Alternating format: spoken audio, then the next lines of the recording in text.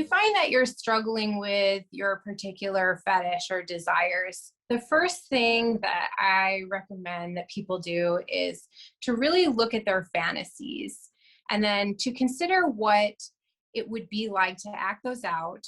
Is it safe? Are they reasonable? And typically people's fantasies are pretty reasonable and that they are just being too judgmental of them.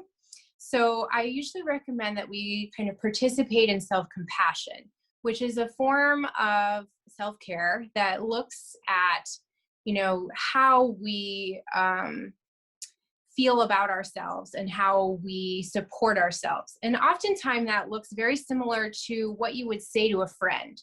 If a friend told you, hey, I'm getting really into this new thing, it's very unlikely that you say, wow, you're disgusting and I'm afraid of you and I no longer want to be your friend. I think in most cases, the friend is super happy to hear that and is really grateful that you shared something about yourself with them. So we really need to think about turning that upon ourselves in order to find the acceptance that we need to embrace our fetishes and our kinks. And the more that we can do that, the more and happy we will be.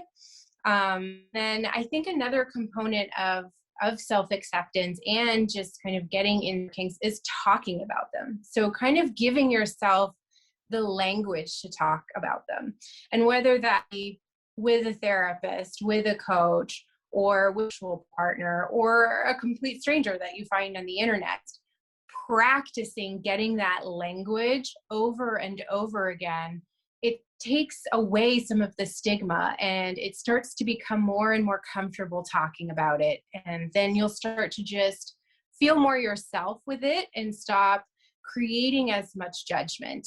And that's ideally what we want, is for everybody to feel comfortable to embrace what they love and what they need to feel satisfied in their life, because that's what's going to create the best society overall, right? Is acceptance, self-acceptance, and group acceptance as well.